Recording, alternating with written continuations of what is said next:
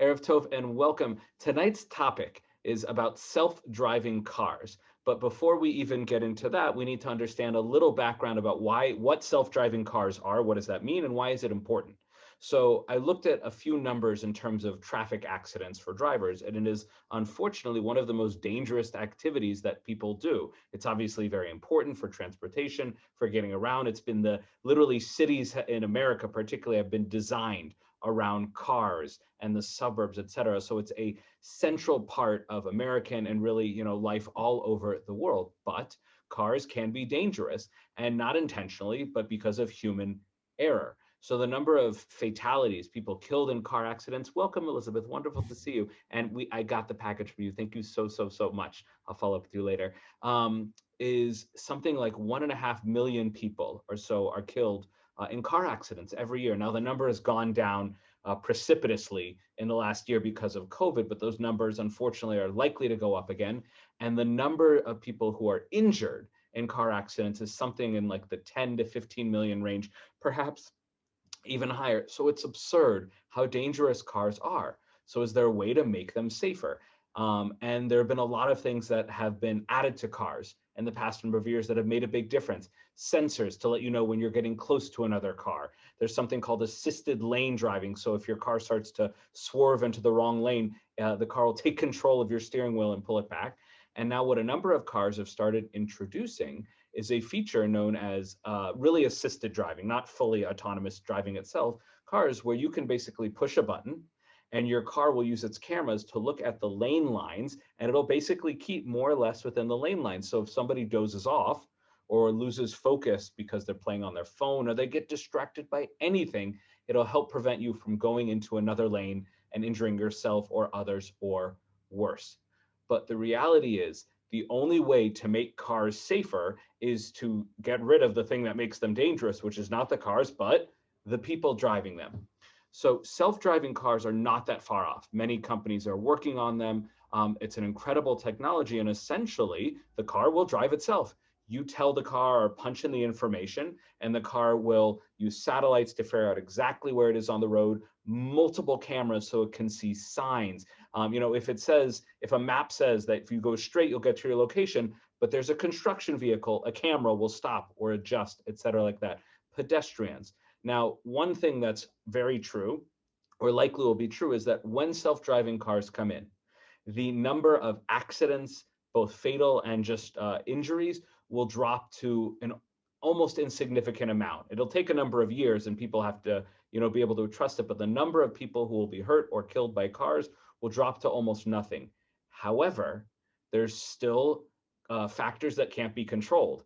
The car might be controlled by a computer, but you can't control everything in the world. You can't control a pedestrian walking in the middle of the street. There was a few years ago, they were testing a self-driving car and a pedestrian broke the law. They stepped out in the middle of the street when they shouldn't, and the car struck them. There was a self-driving car. Oops, sorry. There is a self-driving car that was hit by a truck because the truck was parked in the wrong space. There are all these factors that we cannot control.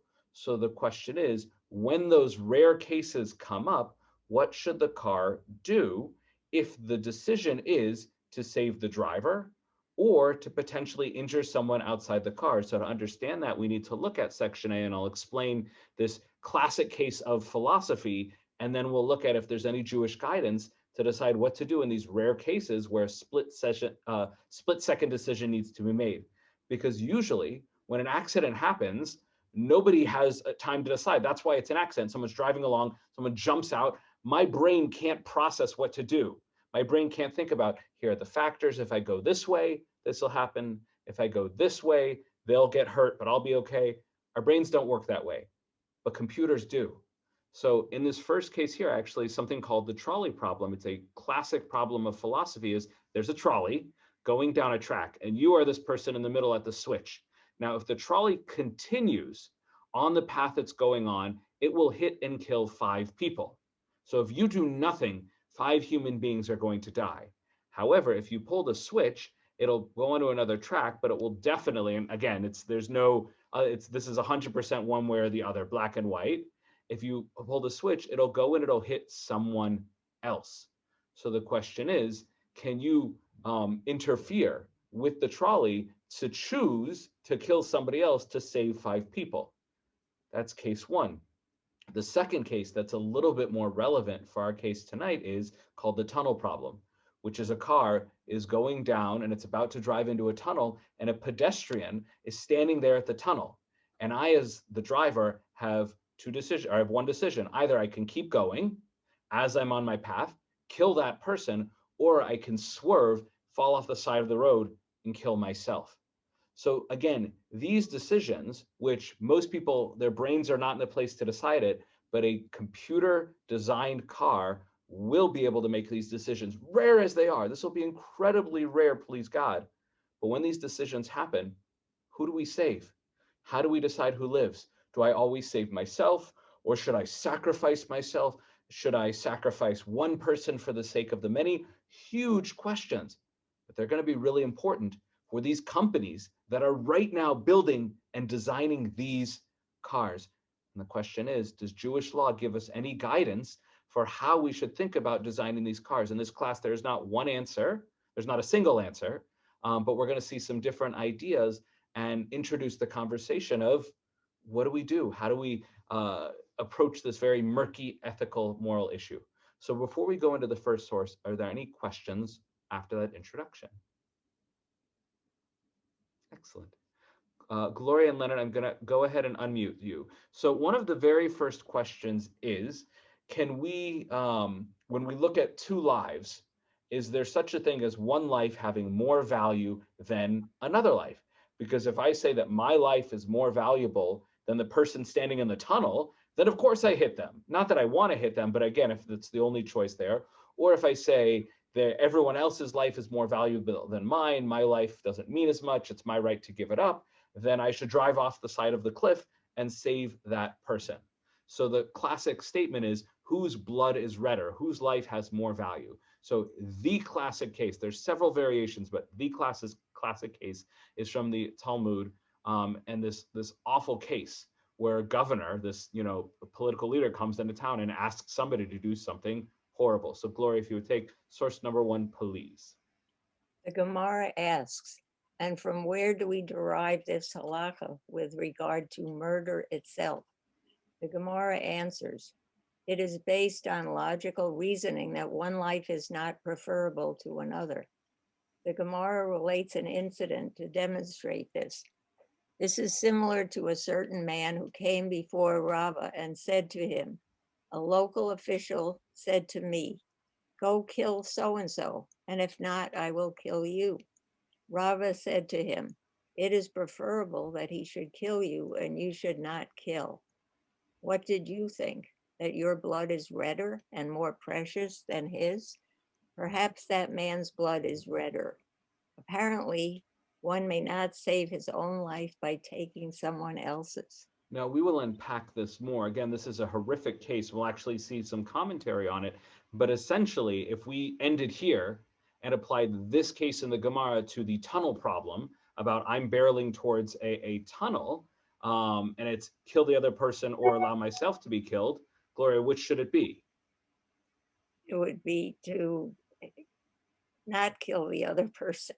Well, so this is interesting, is if I'm about to go off the sides of a cliff and the only way to save myself is to swerve into the tunnel and kill the person, then I should go off the side of the cliff, because there's no way for me to say it's better that this guy dies than me. And that would make one a murderer. And that's really the balance here, is self-sacrifice versus murder. I'm not allowed to murder anyone to save my life. However, if my car is barreling at 90 miles an hour and this person steps out in the middle of the road and I don't change anything I'm doing, I just keep doing what I was already doing. So I'm not deciding to kill this person, nor am I deciding to save myself. I'm not making any decisions, as it were. Perhaps that's what it suggests when we do, be totally passive. And that'll be the next section. But again, the most important takeaway here, practically, I cannot kill someone else to save my life. So, and this is one of those classic cardinal sins whereby, I break Shabbos to save my life. I'd eat treif to save my life, but I wouldn't worship idols. I wouldn't have an inappropriate sexual relationship. whether it's rape or incest, there's horrible, awful things. Like it's better that a person should die than that. And the third one is if someone puts a gun in someone's hand and says, shoot him or I'll shoot you, the answer is you close your eyes and you accept the bullet, because there's no life that has more value than another one. Now that's in a vacuum. There are again cases in the Talmud where you're in a town and you can only save a certain number of people, but that's saving people. And then you may choose children, scholars, numbers, et cetera, like that. But here, where it's a matter of, to your life or their life, you cannot decide whose life has more value. Again, no life has more value over another one, or at least there's no way for us as humans to judge whose life has more value. So we cannot program a car, or we shouldn't program a car to say the driver's life is always more valuable, always save them, at least based on this. So any questions up until now? And then we're going to look at essentially two different philosophies for how we should program the car. What should, if we say that we don't know which life has more value, what do we do then? What should the car decide to do? Because again, we're going to tell the car what to do. We as humans tell the car how to judge in those situations. So any questions on this first source? Excellent. So Leonard, you will start off this next section. So the first source here is actually from the medieval commentary on the Talmud, from the school started by Rashi and his grandsons, known as the Tosafot. And it's actually a direct commentary on the Gemara that we just read. And it gives a very interesting, subtle nuance. It's very important to our case. So go ahead, Leonard, in section C, source number 1, Tosafot, but there. But there, where one does not perform an act, such as where one is thrown onto a baby to squash him to death, it seems logically that one is not obligated to give up one's life. Because seeing as he does not actually do anything, he can argue on the contrary. Who says that the blood of my friend is redder? Perhaps it is my blood that is redder. Excellent. So sorry, it's not a direct commentary on the previous Talmud, but is a direct commentary on that idea of whose blood is redder. So I can't kill somebody because how am I to know that my life is more valuable than theirs? But here it talks about this awful, awful case in the Talmud where, again, somebody comes to a town and says, I want you to go kill that baby, go kill that child. I cannot do that because I can't say that my life, oh, it's better that the baby should die, so I should live. We don't say that. We say the opposite. There's no way to decide whose life has more value. However, if the person says, I am going to pick you up and I'm going to throw you on top of that person that will crush and kill them, I can allow them to do that. Why? Because I'm not actively doing anything. I'm being totally passive here. And the option is, I'm going to pick you up and throw you off the roof. That child there will break your fall, which will kill them and you'll survive, or I could shoot you dead right now. I can just keep my mouth shut and let them do whatever they want to me, which sounds horrible. And usually our gut would be that a hero would say, kill me now, I'll never kill a child. But here it's saying that if a person is completely and totally passive, we would never call them a murderer. And again, that's so important to this whole conversation. If somebody is passive, they do not actively decide to kill that other person. If they're totally passive, they are not a murderer. Because by passively allowing myself to kill that person or passively allowing that person to be killed, the reason that it's okay is because, yes, my life may not be more valuable than theirs, but who's to say their life is more valuable than mine? I'm not going to kill them because I can't be the judge of the value of life. But I'm also not going to let myself be killed and choose for myself to be killed because I can't judge the value of life. And maybe it's worth it that I survive. So you can see this back and forth, and you have to be consistent here. You have to be passive because we cannot judge who should live and who should die. So any questions on that first source? And then we're going to see that discussed further in the next several sources. Good. So Tamar, the next source here is from the Talmud Yerushalmi, which we don't get to see a lot from it. And it brings up a fascinating case where it appears that Jews are indeed deciding who lives and who dies. But we can learn something from this case that there's a nuance here that's very, very important. So Tamar, go ahead, please, source number 2. a group of Jews on a journey, and they met some idol worshippers who said, "Give us one of your group so that we may kill him. Otherwise, we will kill all of you." Even if the entire group of Jews will be killed, it is forbidden to give up a single Jew to be killed in this situation. However, if they demand a specific Jew by name, such as Shevach ben Bichri, a person who rebelled against King David, you can give that person up and save the rest of the group. Rabbi Shimon ben Lakish says this only applies if the person specified, like Shevach ben Bichri, already had death penalty upon him. Rabbi Yochanan disagrees and says that if the idol worshippers pick out one person specifically, the group may give him over, even if he does not have the death penalty upon him. Thank you. So this is a famous case, and there's so much to be unpacked here. But the idea is this: again, I cannot actively, if these evil people come to a group of Jews, and again, we can think about recent moments in history where exact cases like this probably did happen. In fact, I've read about some of similar type cases. But they come and say, choose from the group who will die, or we'll kill all of you. This says that we cannot choose that person, because that would essentially make us, helping the crime, accessories to the murder, as it were. However, there's a famous case where they say, give us Sheva ben Bichri, this criminal who deserves the death penalty. And they say, well, in that case, he was already going to die, so it's fine to give him up. And the rabbis have a little debate about when that applies, but where it applies to our case about a self-driving car is if the car is about to drive over the side of the cliff, killing the driver, and there's this innocent pedestrian who hasn't done anything wrong, then it would be forbidden to have the car hit them, because if the driver or the car doesn't do anything, that person would survive. The difference in this case is, even if this group of Jews doesn't do anything, Shiva ben Bichri would die anyways. So they're not really changing anything about the universe. Shiva ben Bichri is going to die anyway, so of course, why not save their lives? So in this case, about the self-autonomous car, if my actions would doom somebody who was not already doomed, I can't do anything.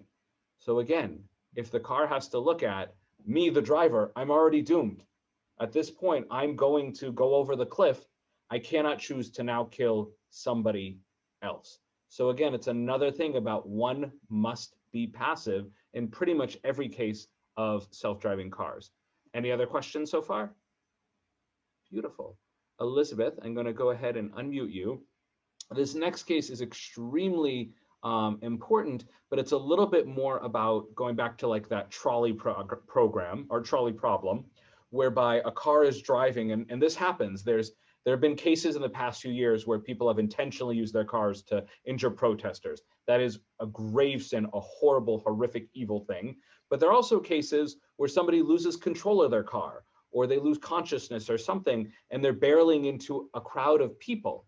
And they have a split-second decision, whether it's a person or a self-driving car. If they go this way, they'll hit 6 protesters. If they go this way, they're about to hit 6 people, but then they can turn the car this way and they'll still kill one person who, by the way, if you didn't do anything, that person would be fine. Your choice may save 5, but it also dooms a person who was never meant to die. That's why this previous source in the Yerushalmi is so important. Again, if a car is about to hit a group of people and it can swerve, killing only one, we would think, well, of course, save the many. But the Yerushalmi seems to imply, don't do that. You cannot doom the life of somebody who is not in danger already. So now we go to the 20th century, to the Chazon Ish, Rabbi Avraham Yeshua Karlitz, and he talks about cases where maybe you could divert a car away from a group of people. So Elizabeth, please, source number 3. Imagine a case where an arrow or missile was launched towards many people and a person had the power to divert the arrow or missile so that it only killed one person rather than many. It is possible to argue that this case is not similar to giving over one person to a group of idol worshippers to be killed, because in that case, the act of giving up the one person is an act of, how do you pronounce that? Achzarit. Aksarit. In our case, it is an act of hatzlacha. Hatzalah. Hatzlacha. Have Since you heard the ambulance is Hatzalah? Yeah. Same thing there. So Hatzalah, or just saving a life. I thought you put the emphasis on the final syllable. Yes, you would. So Hatzalah. But when they say the ambulances, they call them Hatzalah. Okay. Since one's intention is to save many, and only by chance, indirectly, will the one person die because you diverted the, I think they meant And the probably arrow. an or the arrow or Yeah. missile. So this is a really interesting case, and it's not just about self-driving cars. This case has been applied, and this is again from late 1800s, early 1900s is when the Chazon Ish was, his life. But this can be applied to in September 11. There was the plane that was, that had the terrorist that was forced down, and it killed everybody on board, but it saved it from hitting its target. So if there's a plane full of people that's going to hit a target that would kill 3,000 people when there's only 50 people on the plane, can you shoot a missile at it? So this is extremely relevant both to military and, again, just a general philosophical, ethical, moral discussion. But in the case of a self-driving car, the Chazon Ish here makes a very interesting and important distinction. He says that generally, if there's a group of people and some evil people say, give up one Jew or we'll kill you all, giving up one person to save the rest of us is seen as an act of cruelty. We're saying, oh, just kill him, not me. And it's a little bit of the way you look at it, not necessarily the action itself. Yes, fewer people will die, but the idea of actively choosing that person will die. Whereas if a car is barreling towards a group of people and I can swerve the steering wheel so that it'll kill someone else, my intention is not, oh, it's better that that person dies than them. My intention is I'm going to save as many human beings as I can. And I know the outcome is the same thing. Fewer people die. But the intention for the Chazon Ish is really important. Again, am I trying to save myself by killing him? Or am I trying to save a bunch of other people? And unfortunately, one person still has to die. It's now not everyone agrees with the Chazon Ish, but it's one opinion out there that would say, again, if this is the situation the car is in, you're barreling towards a group of people, your swerving will kill somebody who otherwise was not in danger. Maybe that's still the better choice. And that's so painful to think. And again, this is just, I was reading an article and it was saying in the trolley problem, it's literally just stick figures. But what if that one person, what if the 5 or 6 people were, just a bunch of strong, men, and the one person was a little girl? How might that change it? And they've done studies where they've asked people different variations on this. And what if, and there's actually a really powerful and painful variation. Usually it's you just push a button or you don't. But there's another one where you could literally push a guy onto the tracks that would kill him, but it would force the train away from the group of people. And when it was physically push another human being, even though it's the same outcome, one person dies, not many, a lot more people were not comfortable with it. And when we design these self-driving cars, a lot of people may say, oh, well, it's just a program out in space. It's not really on us. It has nothing to do with us. The computer takes care of it. No, there is a human voice, a human morality that we put into the cars. And we need to put a face on these people before we just automatically decide, oh, it's fine, just kill the one person and save the 5. So it's a really tough decision.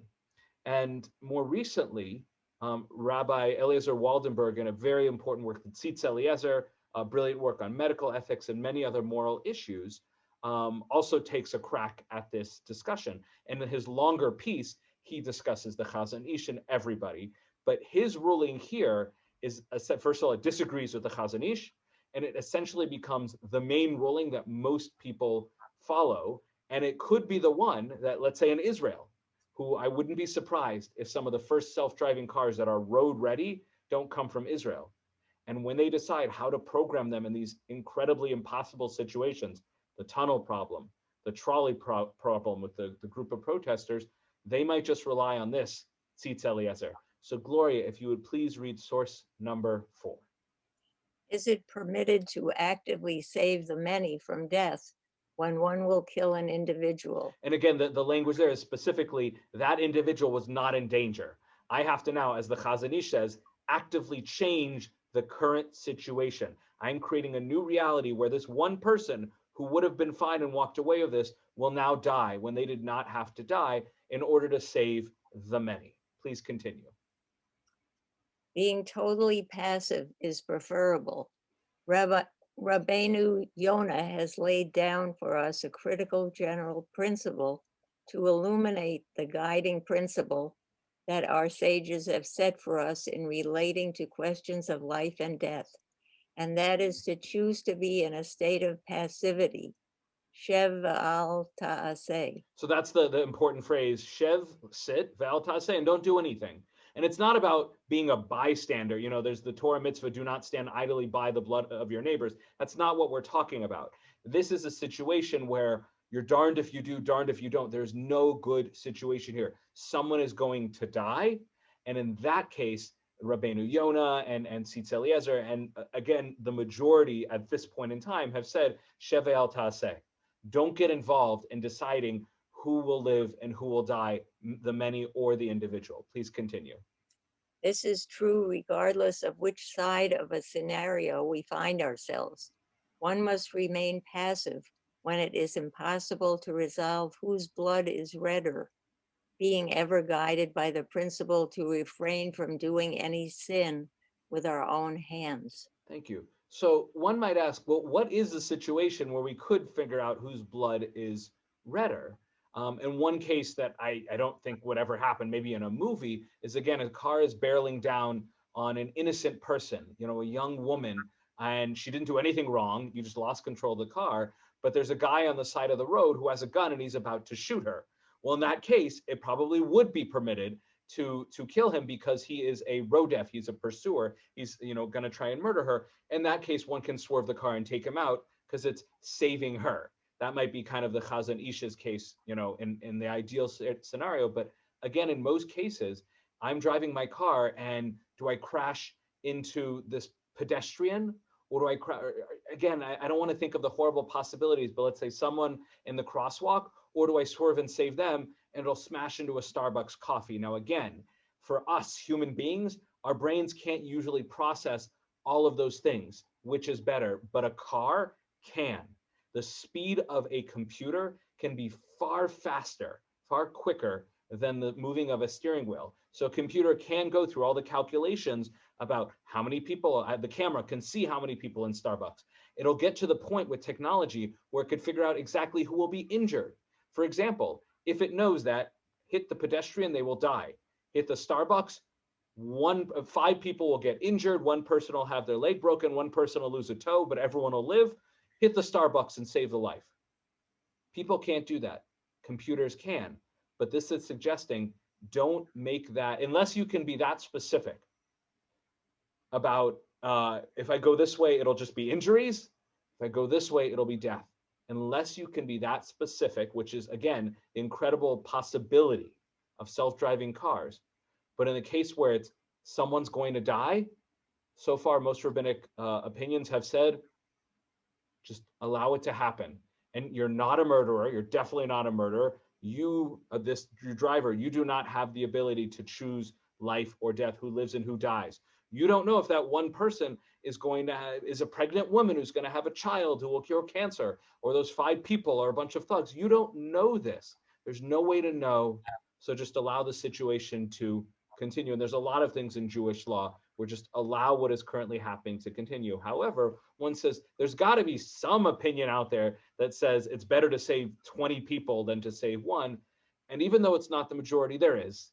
So Leonard, if you would take here at source number 1 in section T, and by the way, these are Jewish sources, but these ideas about being passive, or here the utilitarian approach, secular philosophies have talked about the same things, just using different reasoning for it. But here, go ahead, Leonard, source number one, Bar Kapara taught. Our Kapara taught, which is a brief passage upon which all fundamental principles of Torah are dependent. In all, quote, in all your ways acknowledge him, and he will direct your path, unquote. Proverbs 3:6. Rava said one must apply this principle even to acts of transgression. So this beautiful line from Mishle, like in all of your ways and everything you do, always try and be good and godly, even if you're going to do something bad. And Leonard, I'll actually let you take the next source as well. Rashi, in his commentary on the Talmud, has two comments. So Leonard, in source number two, first he comments on the phrase "in all your ways," meaning in everything you do. Go ahead, Leonard, just that first few words. Your ways, unquote, even to commit a sin. So even if somebody has to do a sin, they have to do some sinful act. And I'll give you an easier example is breaking Shabbat is against Jewish law, obviously. But in order to live, in order to save one's life, of course we do it. So that sin becomes almost like a mitzvah to save a life. But you'll go ahead, Leonard, read this next one, and I'll tell you how people have applied it to the self-driving car situation. Go ahead, Leonard, acknowledge him. Acknowledge him, like Eliyahu on Mount Carmel, who brought sacrifice outside the temple precincts in order to bring back the people to righteousness. Now, this is not an awful thing that he did, the prophet Eliyahu, but it was forbidden. It was against Torah law to do sacrifices outside of the Mishkan of the Beit HaMikdash. So he broke, Torah law, but he did it so that people could see the korbanot, the sacrifices, be inspired and come back to Judaism. So I guess you could say the end justifies the means in this way. That might be one way to say it. And the way we apply it here is, so far we've seen, you do not actively, again, it's five. This is the trolley problem, again, with the car, or the equivalent thereof. The car is barreling down on 5 people. Everything, the vast majority of rabbis say, one must be passive. I cannot swerve the car and put someone's life in danger who was not otherwise in danger. That's almost like murder. I'm choosing that someone dies who was not going to die before, or programming a car to make that decision. But this suggestion is saying, look, it's horrible, it's forbidden. We do not do that. We do not choose who lives and who dies. But ultimately, it's better to do this horrible thing, which is almost murder. I don't know if any court would say it's murder to swerve and kill the one, but it's forbidden to do that. We don't choose to kill the one who was going to live, but it's still maybe better to do that horrible thing than to allow 5 people to die. The end justifies the means. So this idea would recognize that, again, it's forbidden to swerve the car and choose to kill one. However, it might make sense to break that rule for the sake of saving the many. That's not the way most rabbis rule, but it's part of the conversation. And again, it's really important to ask these questions. And the secular companies that are probably going to design most of these cars and put in their programming might end up going towards this utilitarian approach, which is save as many as you possibly can. That should be the number one rule. Or the other thing we haven't really talked about is, should we be prioritizing the driver above all, no matter what the situation? Even if it's going to kill 100 people by smashing into a building, better kill them than to kill the driver. We haven't really gone into that. But here, what we've really seen is passivity rules the day, even if it means I, the driver, will die. Because again, I cannot say that my life is more valuable than the person that I'm going to hit. So the reigning rule is be passive. Now, this last source here is from an incredible article. It's like 30, 40 pages by this Rabbi Navon. And he works for, I don't remember all the details, but a company that is directly involved in this kind of technology. So he understands both the halachic and philosophical aspects, but also the technology. So I'll go ahead and take this final source from this, again, amazing article where he goes through everything, including dozens of arguments and sources I didn't even have space to bring. So he says, for a human driver confronted with the trolley problem, which all of us now know what that looks like, it's essentially 5 or 1, but the 1 is not in danger yet. The weight of halachic authority rests squarely on the side of passively driving into the many to avoid actively killing even a single human being. Again, it rejects that utilitarian approach. It's not about the many versus the one. It's about passive, me not making the choice to kill someone, versus allowing this horrible situation to continue because I cannot decide who lives and who dies, regardless of number, who they are. It's just allow it to happen, as painful as that is to hear. There is room to say that in light of the value of striving to minimize losses, which is just a general principle, is we want as few, as we don't want people to die. We want as few people to die as possible, ideally nobody. One could apply the rule of avera lishma and swerve away from the many to kill the individual. So that's the case I just brought from Rashi. Avera lishma, a sin for the sake of something greater. The end justified the means. That's what he's talking about there. Many to kill the individual. As for a human driver confronted with the tunnel problem, which is, again, I'm going through a tunnel. If I keep going, the pedestrian dies. If I swerve, I die. I, the driver, die. Assuming the pedestrian under threat is within his legal right to be in the road, and the rabbis do talk about if someone's jaywalking, that may actually influence the halachic decision. If someone is illegally out in the middle of the road, then it may be more permitted to allow the car to keep going passively and allow that person to die because they brought that situation upon themselves. But let's say the person they didn't do anything wrong and it's just an accident, I lose control of the car. Then if the lane is straight, one may passively run over him. So even though he didn't break the law, it's still better to just be passive because, again, who's to say that my life doesn't matter? Conversely, if any active change is required of the driver, halacha requires the driver to passively sacrifice himself. So again, if I'm about to go over the cliff and I need to swerve to save myself, but it'll kill somebody or hit another car that'll knock them off the cliff, I have to allow myself to go over the cliff. And again, in the moment, it's one thing to talk about this. There's one thing to live it. And that's something that I can't really wrap my head around. The driver to passively sacrifice himself rather than actively run over the pedestrian. These conclusions also apply regardless of numbers. I have more people in the car, more people on the road. So if a car filled with passengers were heading toward a pedestrian around a bend, the driver would nevertheless be obligated to remain passive, causing the deaths of those in his vehicle to avoid actively driving over the pedestrian. Conversely, if there were many people standing in the middle of a straight road and one person in the car, the driver would not be obligated to commit suicide to save the many, but could passively drive the car straight into the people. Again, I do not actively create a situation. I don't actively choose to sacrifice myself, and I don't actively choose to kill anybody who is not already in danger. In any of the above dilemmas, whether the driver is human or digital, and again, we can't say, oh, a robot is driving me, it's the robot's fault. No, we write the robots. We're making those decisions. Taking the altruistic, trying to do the best decision for everyone, decision of self-sacrifice, if available, is always open. What is not open is deciding not to decide. So this is now the author sharing his opinion, which is to say, oh, let's leave it to total randomness. That is, due to the difficult nature of these ethical dilemmas, some suggest that the car should be programmed to decide using a random number generator. So if a car is barreling down at a pedestrian, the decision of whether the pedestrian dies or the driver dies is a roll of the dice. That's not acceptable, according to this author, and I agree with him. What amounts in layman's terms to flipping a coin? Someone mentioned to me, the author, that this puts the decision in God's hands. Without addressing the veracity of that statement, I would argue that flipping a coin is an abandonment of the very responsibility given to us by God, since moral decisions are not in heaven.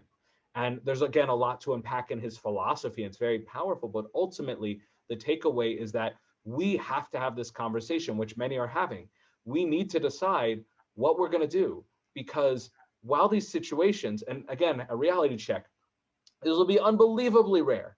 The chances of someone dying in one of these kinds of accidents or being killed is so small, we may never even hear of it, but it might happen. And we need to decide as a society or as a company, and it's probably going to be on the companies with government supervision to make those decisions about who is prioritized. Because if there's actually a really interesting show with self-driving cars, and there's two modes: prioritize driver, prioritize pedestrians. And you can flip it either way. And obviously you can guess, if it's prioritized driver, then it will kill anybody to save the driver, do anything to save the driver. You flip it the other way, it will always put other people first. And Jewish law says it can't be as simple as that, and that's really not permitted. So this conversation is important, relevant, and as I hinted at, it's not just about cars. There are other situations that come up, particularly in moments of war, these split-second decisions where we have to decide one life or the other. Even in triage in hospitals, these decisions or similar ones come up, but we can't ignore it because the technology is far outpacing our ability to reckon with it. So we got to get ahead of the game because the technology is here. It's coming fast. And if we don't get on top of it, then we are going to be in these horrible ethical situations and not know what to do.